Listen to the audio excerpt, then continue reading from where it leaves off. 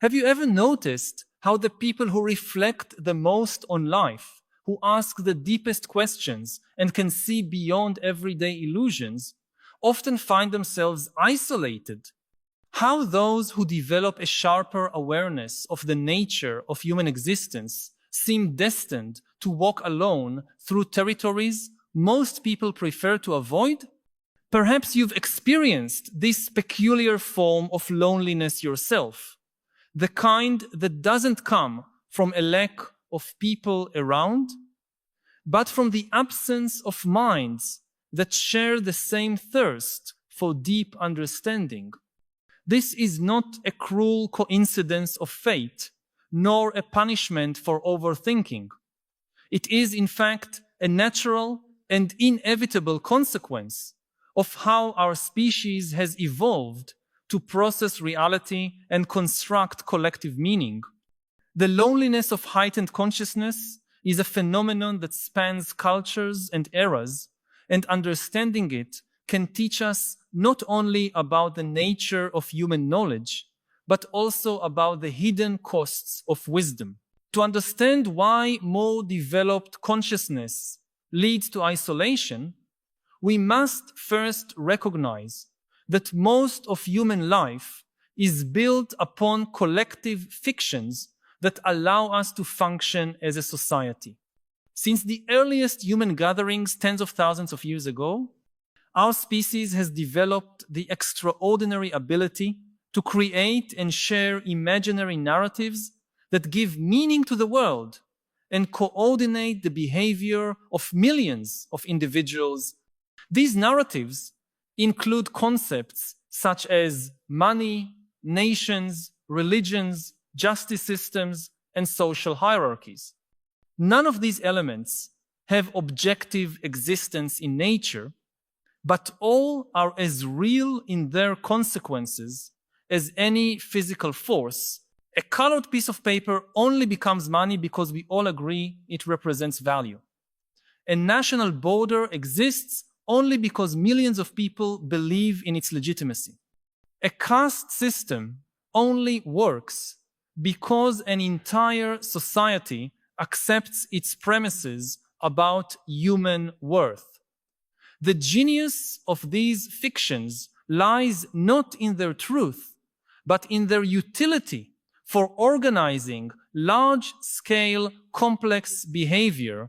The problem arises when certain individuals begin to see through these constructs.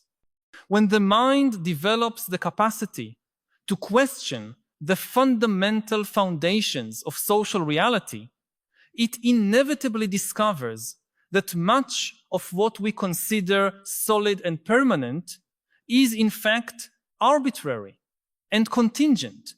This awakening of critical consciousness can be intellectually liberating, but is profoundly alienating socially. Imagine trying to explain to someone who is completely immersed in a reality that this reality is, to a great extent, a collective construction. It's like trying to convince a fish that water exists.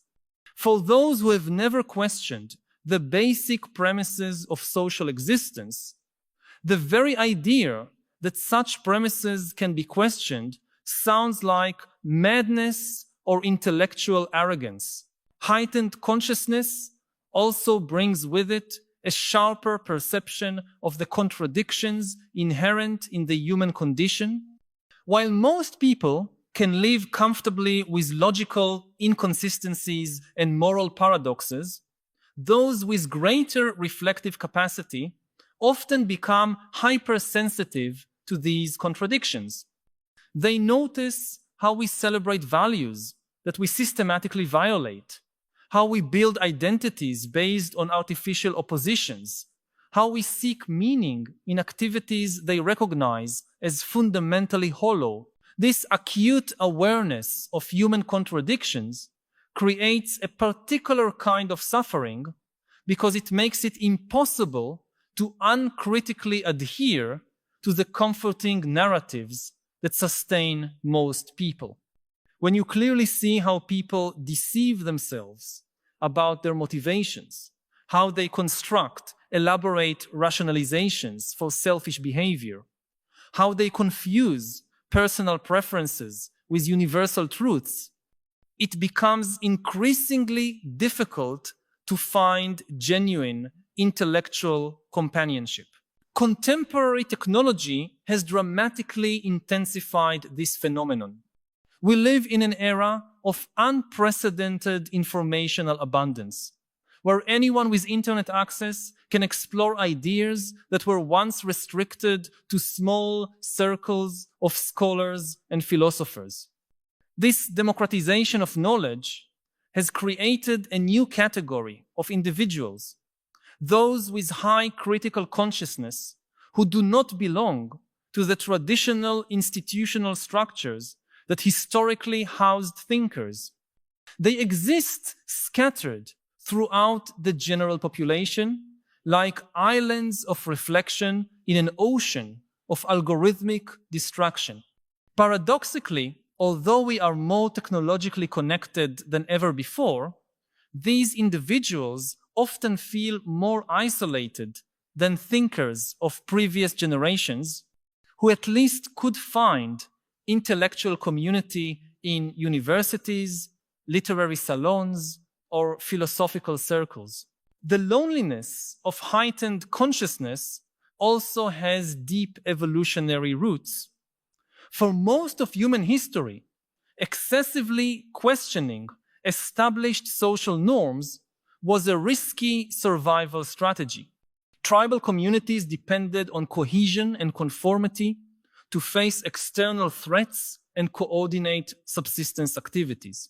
Individuals who constantly questioned traditions and hierarchies could be seen as threats to social stability and consequently be ostracized or eliminated. Although we now live in much more complex societies that are more tolerant of diverse thought, we still carry these ancestral predispositions in our psychology.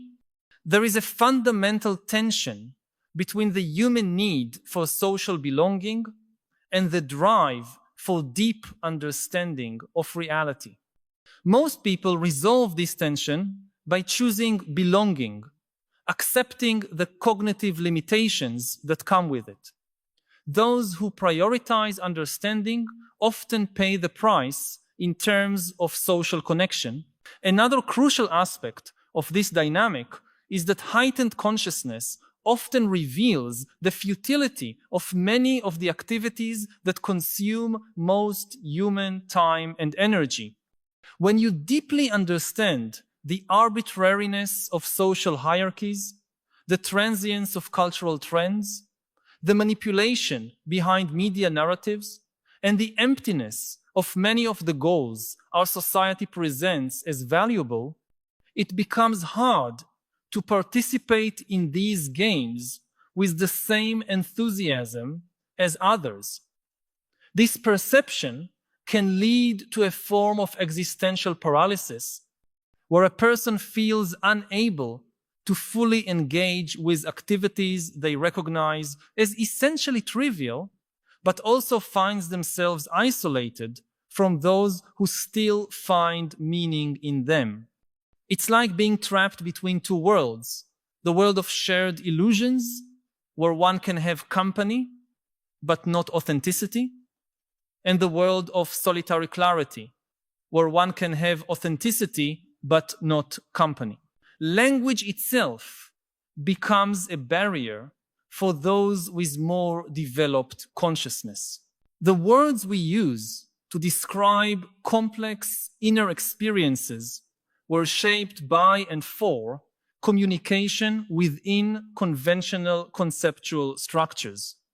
When someone develops perceptions that transcend those structures, they often find they lack adequate vocabulary to share their insights with others. It's like trying to describe colors to someone who only sees in black and white, or explain music to someone born deaf. Communication becomes frustrating and often misunderstood leading the conscious person to withdraw more and more from social dialogue and seek refuge in silence or solitary expression through writing, art, or contemplation. There is also a moral responsibility that comes with heightened consciousness, which can intensify loneliness. When you clearly see the patterns of unnecessary suffering that permeate human society, when you understand how many problems could be solved if people simply changed certain beliefs or behaviors, you may feel an obligation to try to awaken others to these insights. However, discovering that most people actively resist insights that could improve their lives is deeply discouraging. This resistance is not malice or stupidity, but a natural consequence of how the human mind protects its existing structures of meaning. Still, for the one who sees clearly, it can feel like watching people deliberately choose to remain in a prison whose doors are not locked. The frustration and sadness resulting from this perception can lead to social withdrawal as a mechanism of emotional protection. The digital age brought promises that it would be easier to find communities of people with similar interests and perspectives. But in practice, it has also created new forms of isolation. The algorithms that govern social platforms tend to create superficial echo chambers based on political preferences or cultural tastes, not depth of thought or reflective capacity. Someone might find thousands of people who agree with their opinions on a given topic and still feel completely alone if those people do not share their level of fundamental questioning about the nature of reality. Furthermore, the speed and superficiality of digital communication often prevent the kind of slow, contemplative, and nuanced dialogue that people with heightened consciousness value. In an environment where complexity is reduced to memes and deep reflections are condensed into tweets, those who need more space and time to explore ideas may feel like foreigners in a strange land. The loneliness of heightened consciousness is also amplified by the increasing specialization of knowledge in our society. While in the past, an educated person could reasonably expect to have meaningful conversations on a wide range of topics with other educated members of their community, today, knowledge is so fragmented that even experts in related fields often cannot communicate effectively with each other. For someone with broad intellectual interests and the ability to make connections across different domains of knowledge, it can be nearly impossible to find others who can keep up with conversations that freely move between science, philosophy, art, history, and psychology. The very structure of modern education and professions encourages deep specialization at the expense of breadth, creating a world of specialists who know a lot about little and little about a lot. Paradoxically, heightened consciousness often brings with it a greater capacity for empathy and understanding of human motivations, but this same understanding can make relationships more difficult, not easier. When you can see through the masks people wear, when you understand the insecurities and fears that drive seemingly confident behavior, when you recognize the unconscious patterns that govern most social interactions, it becomes difficult to participate in those interactions with the spontaneity they require. It's like trying to enjoy a magic trick after learning how it works. Knowledge of the underlying mechanisms destroys the illusion necessary for enjoyment. Similarly, Knowing too much about how social dynamics operate can make participating in those dynamics feel forced and artificial. The temporal dimension also plays an important role in the loneliness of heightened consciousness. People with greater reflective capacity often operate on different timescales than the general population. They tend to think in terms of decades or centuries, not just years, and worry about long-term consequences that seem abstract to others. This expanded temporal perspective can make conversations about trivial everyday concerns feel frustrating, while their own concerns about long-term civilizational trends may seem overly abstract or pessimistic to others.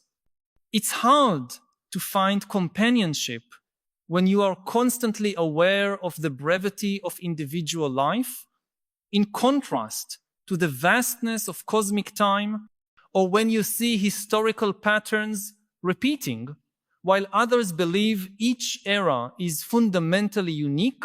There is also a spiritual or transcendental dimension to the solitude of heightened consciousness that goes beyond intellectual considerations.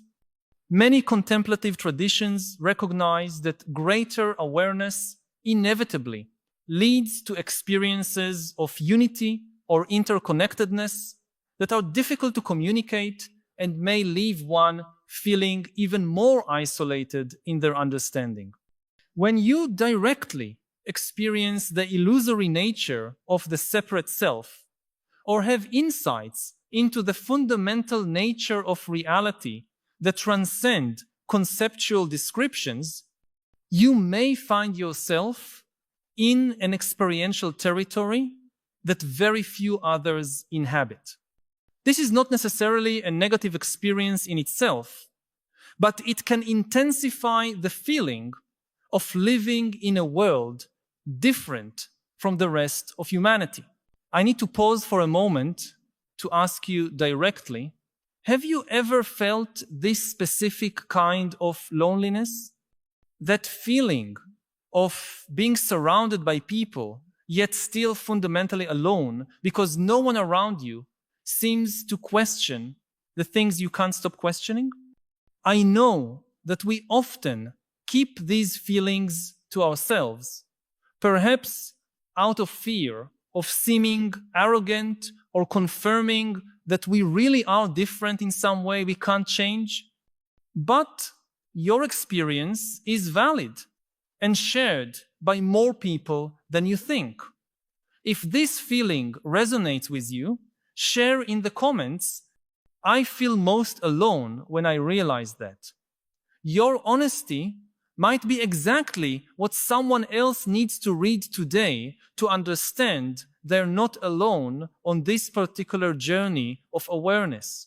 Technology promised to connect us, but it has created new forms of isolation that are particularly acute for those with heightened consciousness.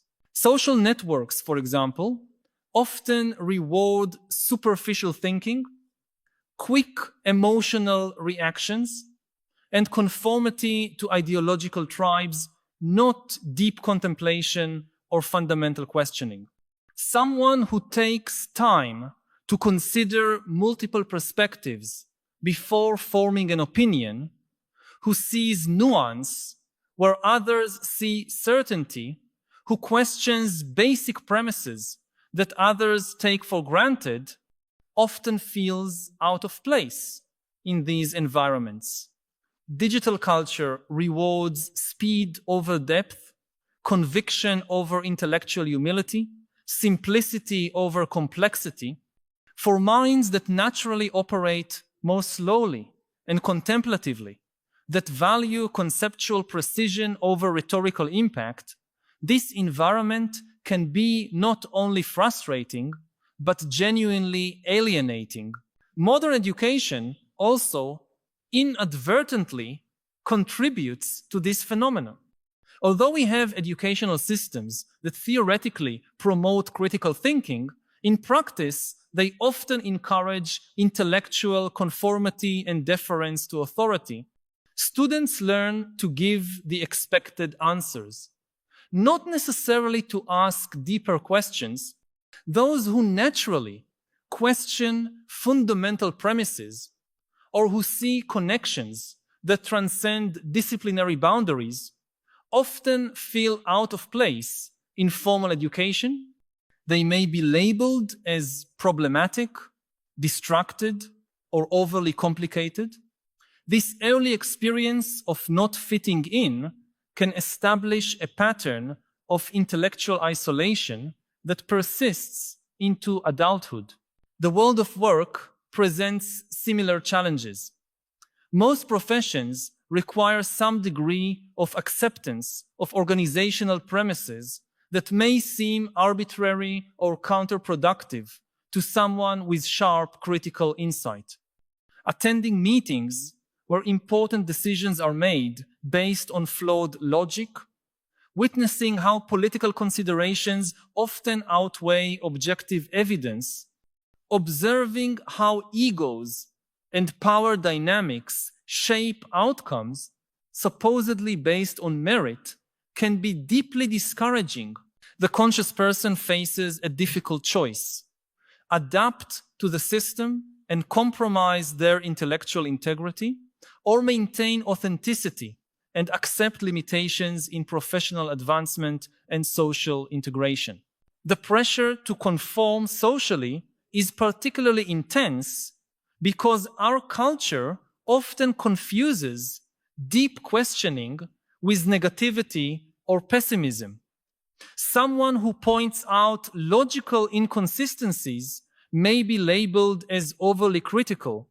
One who questions dominant narratives may be seen as conspiratorial or paranoid. One who expresses awareness of the arbitrariness of many social conventions may be considered cynical or destructive. This confusion between critical analysis and negative attitude makes it even harder for conscious individuals to find social acceptance without sacrificing their intellectual authenticity. The irony is that those with heightened awareness often have a greater capacity to contribute positively to society precisely because they can see problems and solutions that others do not.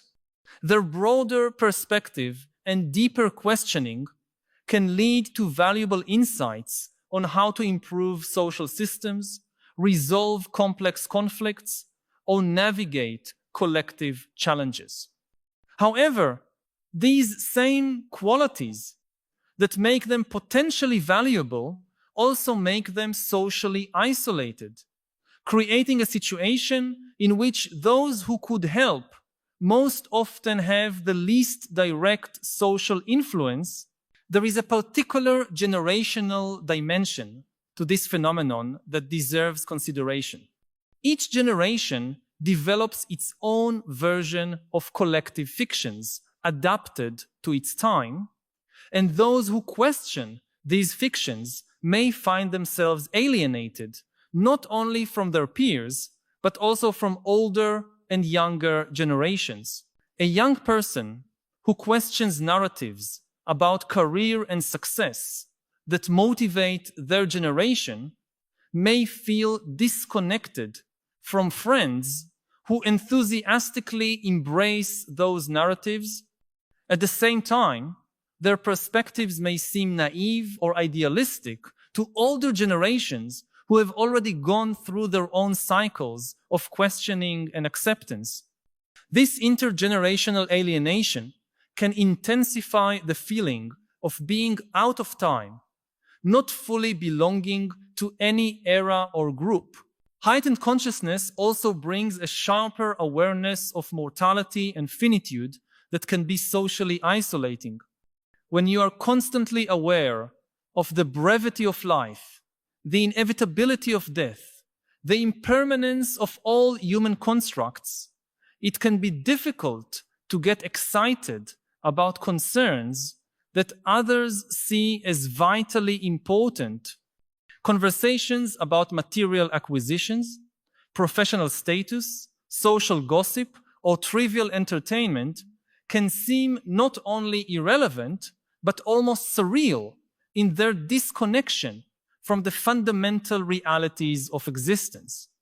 This perspective can be philosophically liberating, but socially alienating, when most social interactions revolve around topics you consider fundamentally unimportant. The issue of language becomes even more complex when we consider that people with heightened awareness often develop more precise and nuanced ways of thinking about complex concepts.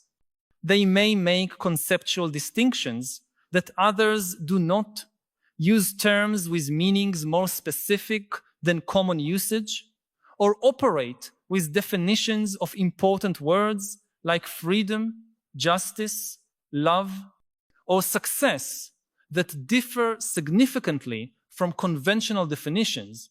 This conceptual precision, while valuable for clarity of thought, can make communication with others more difficult and can make one seem pedantic or overly complicated. The phenomenon also has deep psychological aspects related to identity formation. Our identity is largely constructed through our social relationships and group affiliations, but when someone fundamentally questions the categories and structures through which society organizes identities, they may be left without clear reference points for self-understanding. If you don't identify with conventional political categories because you see their limitations, if you don't define yourself through religious affiliations because you've questioned their premises, if you don't base your identity on professional achievements because you understand their arbitrariness, then on what basis do you build a coherent sense of who you are?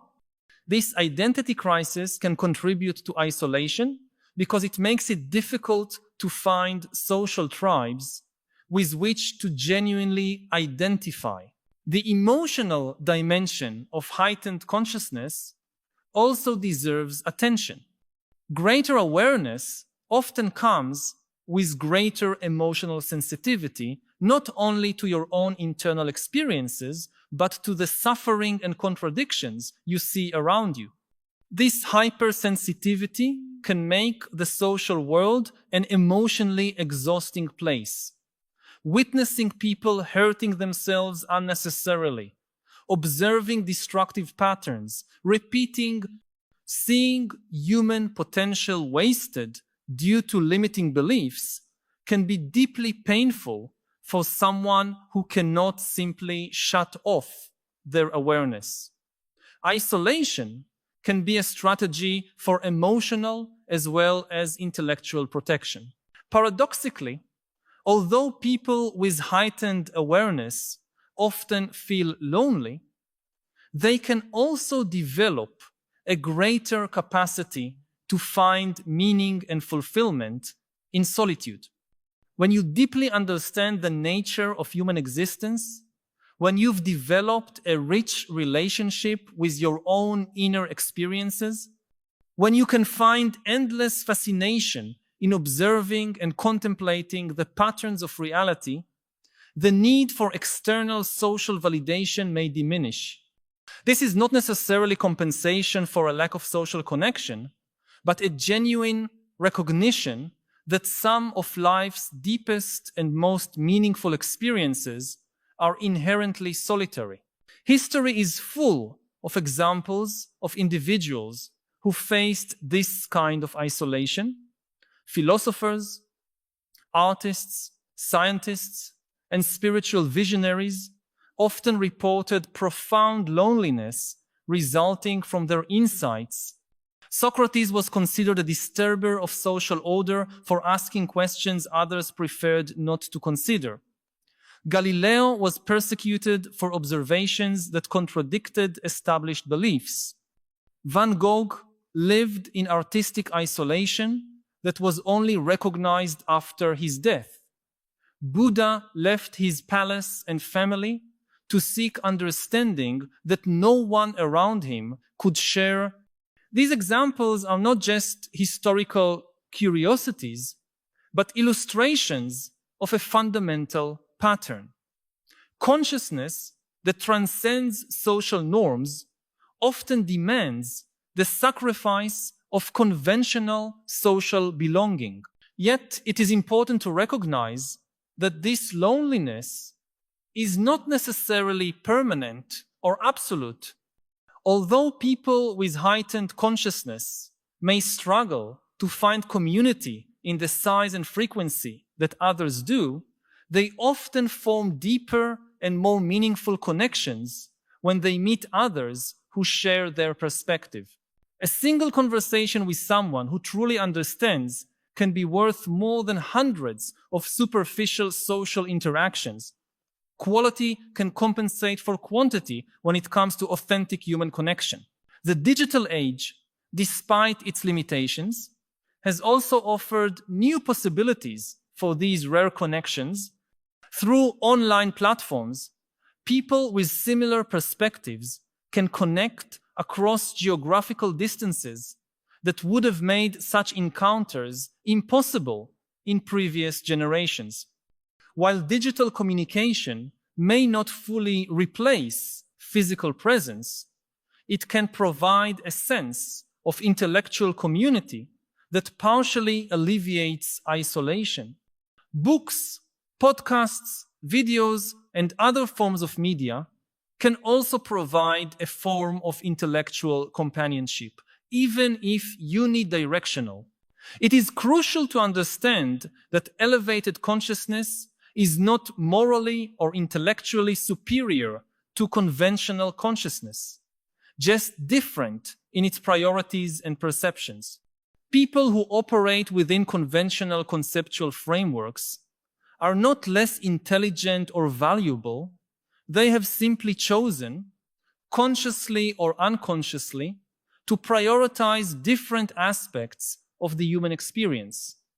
Social belonging, emotional stability, cultural participation, and shared purpose gained through the acceptance of conventional narratives are legitimate and important values.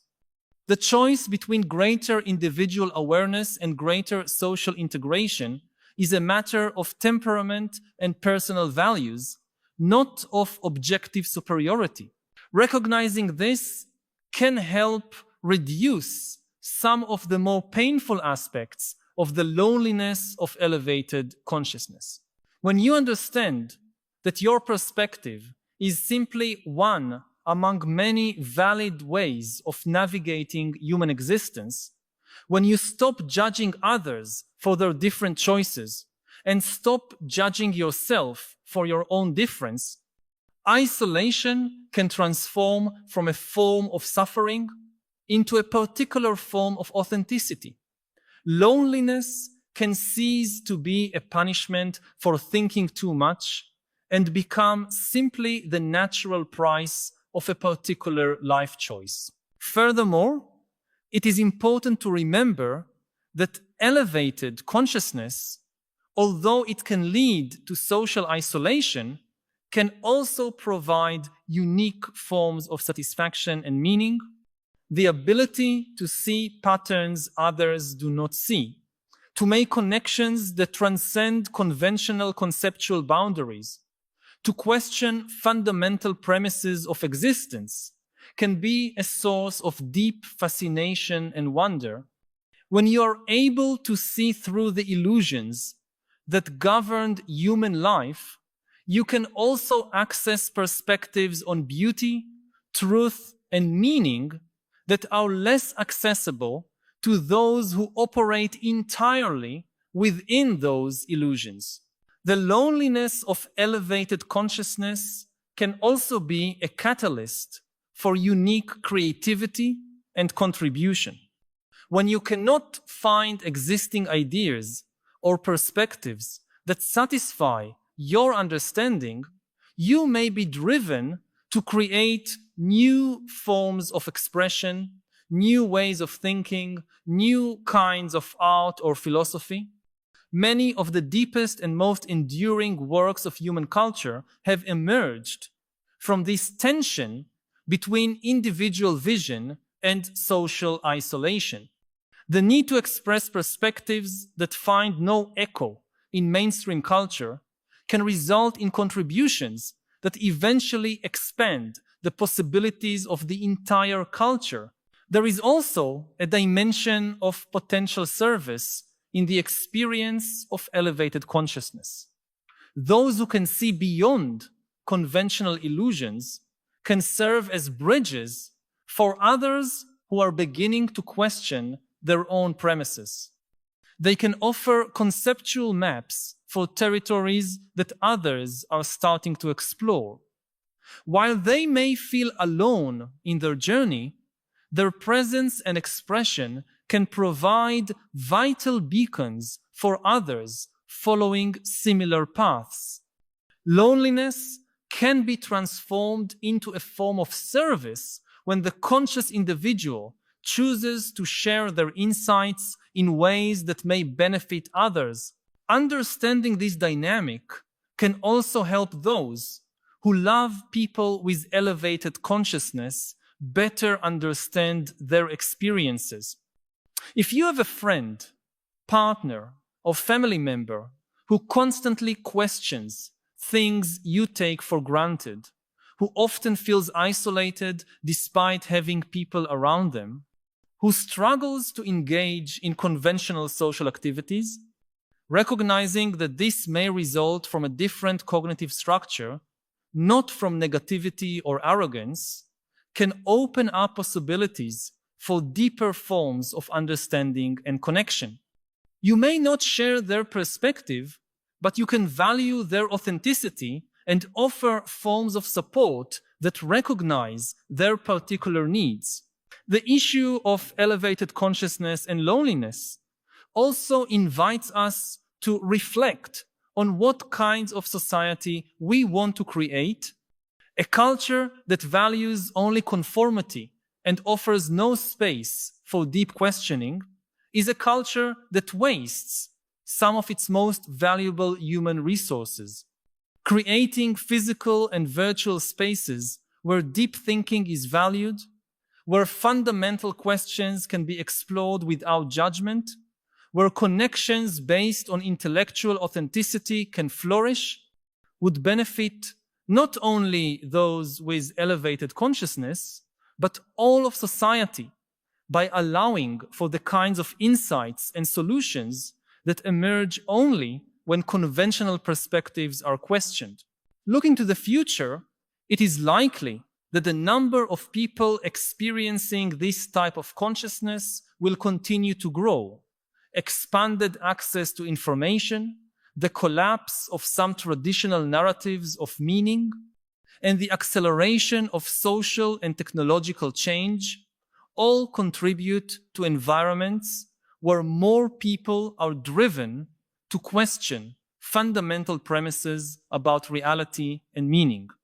This may result in more people experiencing the loneliness of elevated consciousness, as well as more opportunities for these people to find each other and create new forms of community based on shared authenticity and questioning. If these reflections have touched on something you've been feeling, but perhaps haven't found words to express, know that you are not alone, even when you feel completely isolated in your perspective.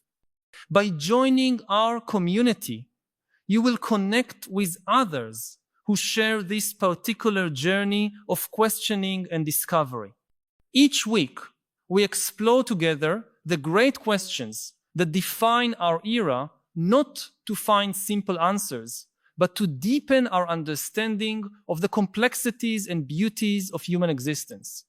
This is a space where your intellectual authenticity is valued, where your deep questions are welcome, where questioning is seen as an act of courage not of negativity. Subscribe so we can continue this essential conversation about what it means to navigate life with elevated consciousness in a world that often values surface over depth. The loneliness of elevated consciousness is not a flaw or punishment, but a natural consequence of choosing authenticity over superficial belonging, deep understanding over easy comfort, hard questions over simple answers.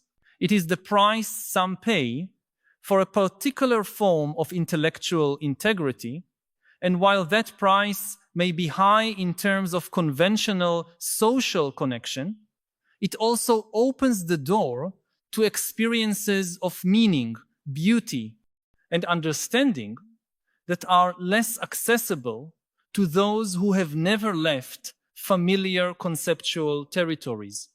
The question is not how to avoid this loneliness, but how to transform it from a source of suffering into a source of authenticity and perhaps a unique contribution to the world. In the end, those who can see beyond conventional illusions are not alone in an absolute sense. They are in the company of all those who, throughout history, have chosen hard truth over easy comfort, and who, through their courage to question, have expanded the possibilities of understanding for all of humanity.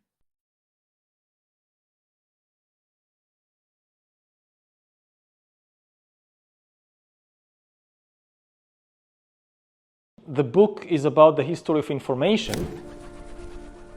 Nexus means connection, and information is connection. People often think about information as something related to truth, but most of the information in the world is not an attempt to tell the truth. It's not necessarily lies. If you think, for instance, about music, music is information, but music never tells the truth and never lies. There is a lot of bad music that people created over the years, but there is no fake music. It's just impossible to create fake music. What does music do? It connects people. It doesn't tell us the truth about something. It can make a lot of people in a club sway together to the sound of the same song.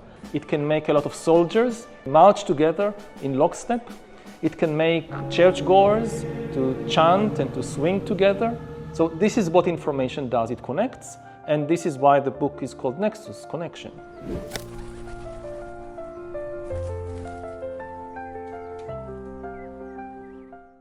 Humans are the most intelligent animals on the planet. They are also the most delusional entities on the planet. A super intelligence is likely to be super delusional as well. Nothing in human history indicates that intelligence is a good antidote to delusion or necessarily puts you on a path towards the truth. I think that the impulse towards truth comes really from consciousness. And since there is no evidence that AI has consciousness, and maybe it will develop, maybe as we speak, the first conscious AI is being kind of born somewhere. But so far we have no convincing evidence that it is conscious, that it's capable of suffering. One of, I think, the big delusions of places like Silicon Valley is this overemphasis on intelligence, which is partly because there are extremely intelligent people there, who their life is built on intelligence, and they tend to overvalue intelligence. And this is a very dangerous thing. My kind of historical instinct is that a super intelligent AI, if it lacks consciousness, it will not pursue the truth. It will very quickly start to pursue other things, which will be shaped by delusions of various types.